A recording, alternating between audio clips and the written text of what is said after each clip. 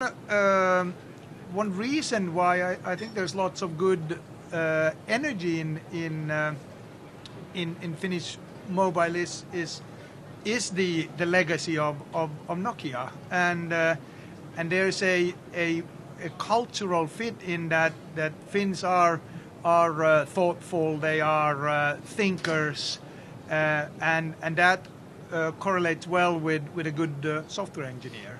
So there's lots of good engineers. What we don't have, which is now being built, is the supportive ecosystems around it, the ecosystems of funding, the ecosystems of networking, the ecosystems of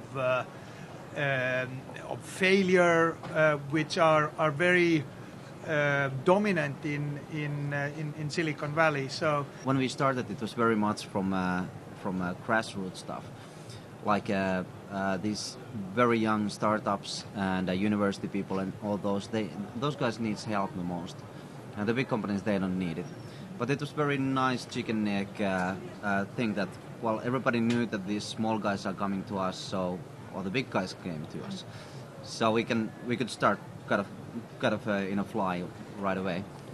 And today, I think we are doing more and more like projects, how we have done this now 2.5 years, so the processes are in place and we can do some bigger stuff like over here.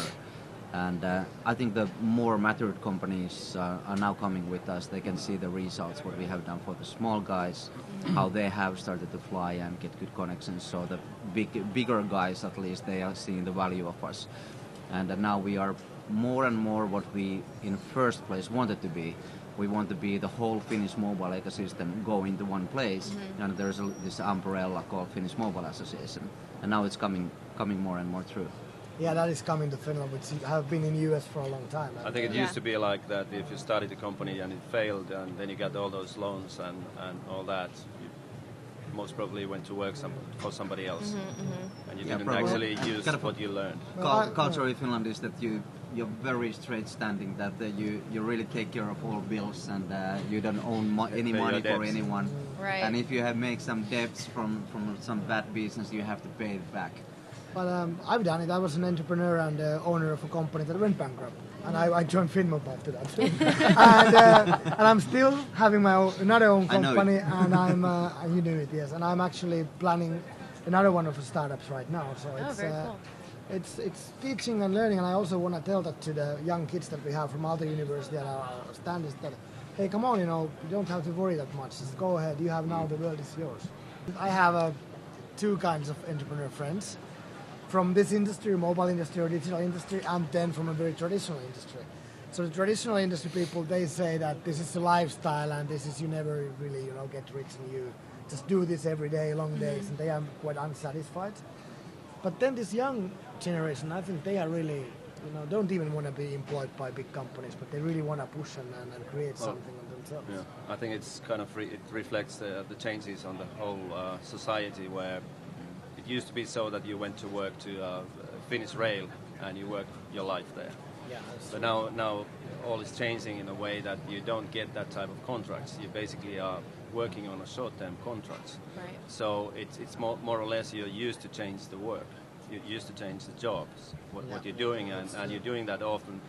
So that kind of so you get more and more used to this kind of insecurity thing, and that's easier then to turn onto an entrepreneur and then start your own company. Right. But there's going to be so many more of the context-aware surroundings, how we are known to systems, and how the systems are aware of us, and how we are aware of the surroundings, and that's going to be really interesting. And I think design again is something that will fit here on the service design, but also on the product design. How the furniture, how the microphones are embedded, how we can control everything with our mobile devices, because that's what we always have at hand. And for example, NFC is something a lot talked about here for the past 4 or 5 years, but when you have NFC, you touch with your mobile device, you do a payment or you change contacts or something like that. That's going to be one of the key things, I believe. Definitely. But another big thing which are going to merge is essentially the whole aspect of the 3D and mobility. And 3D, of course, has its roots in gaming, and Finland has several top-notch gaming companies.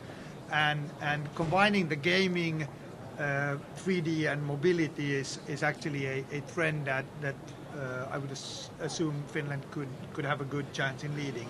Because if you look at the US, then the gaming industry is intellectually very far from the IT and service industries, and those guys don't mingle. But because the environment is so much smaller in Finland, it's actually a lot of cross-pollination there. And as mobiles now here at Mobile World Congress are going 3D, some of that's powered by some emerging Finnish technology.